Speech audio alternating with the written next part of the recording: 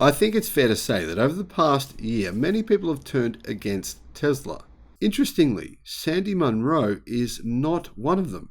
Now, Sandy Munro is the really only person in the world who properly tears apart vehicles from all automakers. He does this in particular with electric cars to show you how good those cars actually are when you strip them down to their most basic fundamental structure.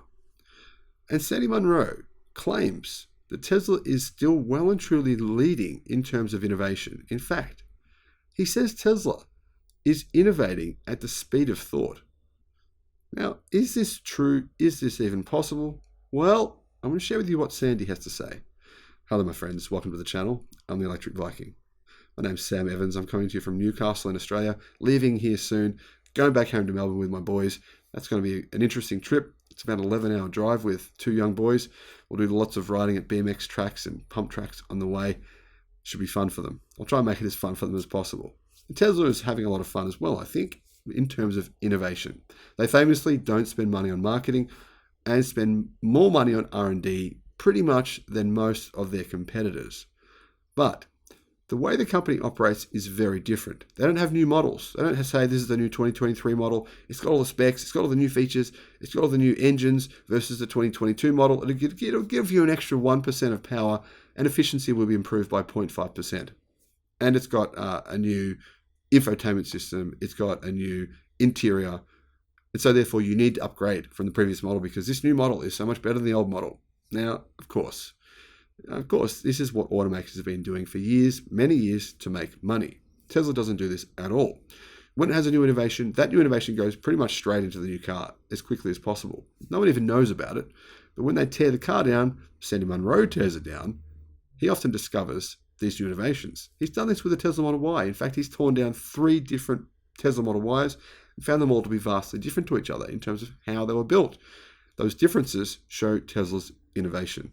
Sandy Munro recently gave an extended Q&A at TeslaCon Florida in 2022. Sandy talked about his revolution from being a major Tesla critic to being a Tesla Super Bowl. Why? Well, Sandy Munro publicly criticized Tesla, said its production methods were crap, they needed to change.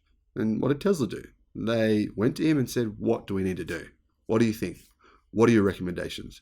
And then they implemented those changes as quickly as possible. Now that, my friends, is not something that any other automaker is doing. That is incredibly impressive. And Sandy thought so too. Sandy's original assessment of Tesla vehicles is that they had very poor quality and, well, they could be built much more efficiently. Some top Tesla short sellers and attackers highlighted this, and they were excited. They said, look, we told you Tesla's stock price is going to crash. We told you Tesla will go bankrupt. We're shorting the company. However, upon digging in further and as time went on, Sandy became very impressed with the changes in Tesla's engineering, Tesla's software approach, and Tesla's incredibly quick pace of innovation. Now, Sandy said in this interview here that he and his team only do work on EVs now. Why? Because EVs are the future. Now we do only EVs. We don't want any ICE work at all. And by the way,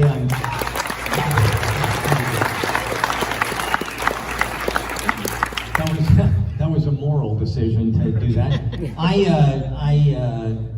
I'm really happy that we made that decision. It's worked out good for us. Why waste time on old, antiquated products, tearing them down and assessing them, when they are not really the products which are innovating and changing the world? And I think that's a good point from Sandy. Makes sense. In fact, Sandy is crowdfunding right now to try and buy a Tesla Semi and tear that down in order to examine it piece by piece to see what Tesla has done to give that truck so much more range than the competition. It does. In fact, it's got about 40 to 50% more range than its direct competitors. Hey, boys and girls, I want you to buy one of these stickers.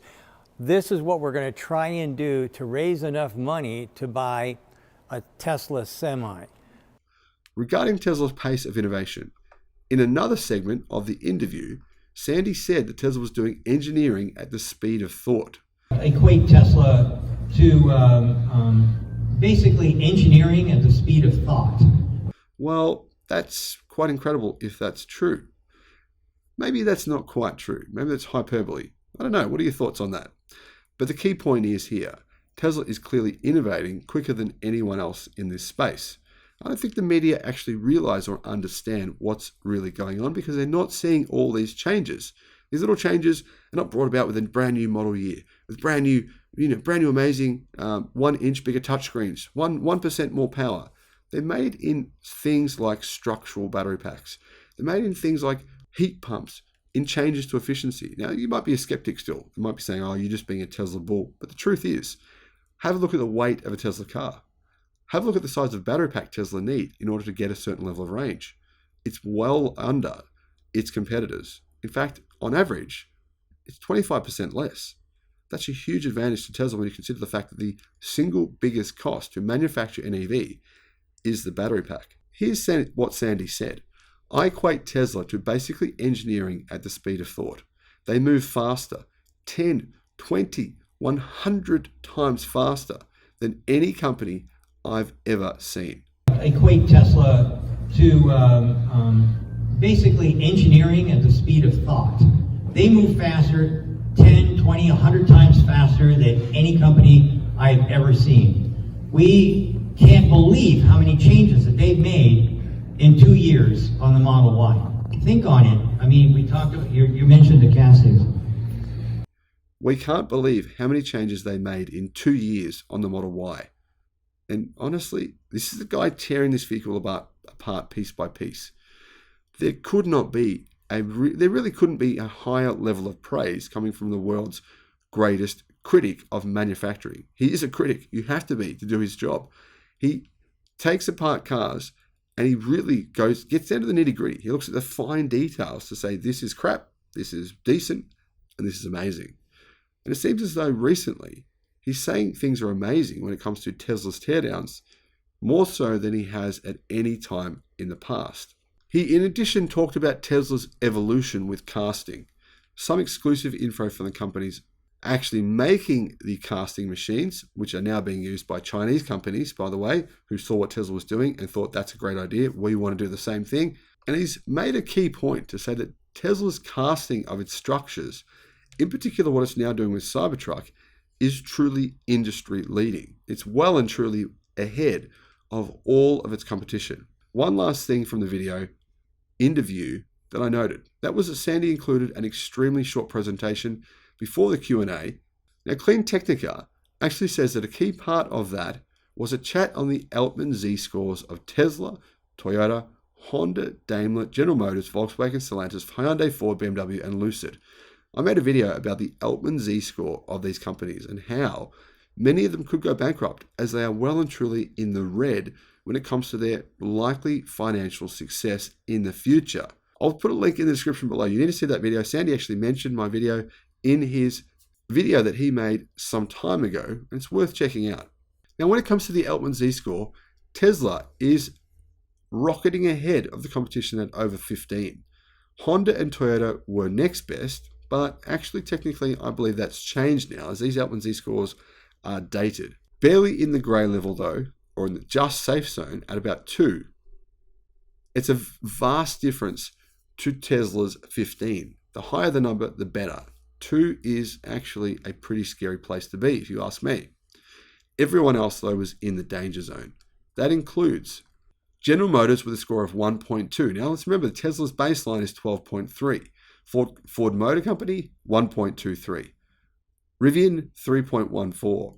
Lucid, 1.11. Fisker, 0.18, verging on bankruptcy. Aptera, 1.57. And Livewire Group, Inc., 16.4. Now, I actually believe that these numbers are only half of the story. The other half is telling us a very different story.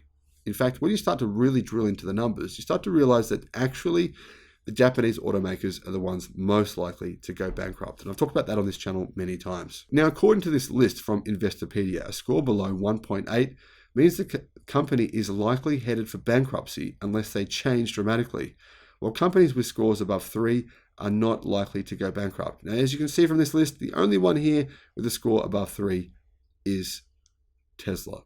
That's something worth considering when you invest. It's something worth looking at and you should be taking this very seriously. The last thing that Sandy Munro talked about, and Zachary Strahan from CleanTechnica mentioned this, is Tesla's full self-driving hardware. Now in California, the Californian government has said that Tesla cannot any longer say that their cars have FSD or full self-driving capability. Now Tesla has said to customers, and the customers are well aware, that it's not full self-driving yet. But yeah, that's a big change that's come about recently. However, Chuck Cook asked for Sandy's thoughts on Tesla's removal of ultrasonic sensors and low-definition radar from its cars in favor of Tesla Vision. Although that said, Tesla is reintroducing ultrasonic sensors in its new models with a better version. Sandy Munro said he's a fan of many things Tesla is doing, but not of this. His strong preference is to use forward-looking infrared cameras, and he mentions why he believes that's the better solution. Now, there's no denying that Tesla's pace of innovation and cutting-edge engineering is second to none, and it's leading the industry towards what? Cheaper electric cars. There's only one way to produce EVs cheaper, realistically, and that is to cut down your costs of manufacturing.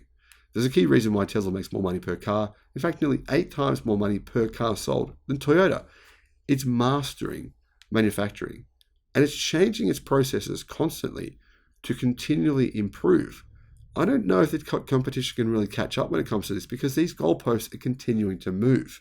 Innovation in Tesla is a part of the cultural makeup of the company. It's not for much of the competition. Now, from my experience, anyone who's driven a Tesla with an open mind can tell you that the cars are actually excellent. These quality control issues seem to be a thing of the past. Tesla has improved massively in both production quality and also its innovation and its speed of production, which is now about twice as fast, which is now about 3 times as fast as much of its competition. Now, the other thing people are not realizing is that Tesla's innovation doesn't stop in terms of the actual vehicle production, but it actually also comes down to battery pack production. For example, Tesla's vehicles now are getting up to 500,000 kilometers without ever being serviced, with only 10% battery range reduction. That's huge. That means that Tesla's battery packs now have improved immensely versus its battery packs it was using only a few years ago. Now, the key thing is here, many people are getting confused. They're saying Tesla has stopped innovating. They're still selling the same cars. The Model 3 is old, but the changes don't occur in the skin. They occur underneath. Although the car may be 4 years old, the changes in the technology being used inside the car are much more important than changing the overall design of the car, which makes no difference to the actual product. It just looks different, and it's a waste of money. And I think that's smart from Tesla. Now, Tesla have been working on Project Highland, which means we're about to see some interesting, fascinating new innovations in their electric cars in 2023. If you combine that with the new structural battery packs from CATL, M3P batteries, and the new LFP battery packs, plus the manganese packs, well, I believe innovation at Tesla in 2023 will be the greatest year in Tesla's history. And Sandy Munro, well, we might start to get annoyed. We might start to say, Sandy, stop talking about Tesla's innovation. It's annoying. We're hearing this over and over. Sandy Munro, remember, believes that Tesla are innovating at the speed of thought. That is not going to change. Sandy isn't getting paid to say this, and I believe we should be taking what he's saying far more seriously than we currently are. He is, after all, the expert. We, after all, are the armchair experts who are just talking about it. He's the one actually doing it. Let me know your thoughts in the comment section below, and thank you for watching. Bye-bye.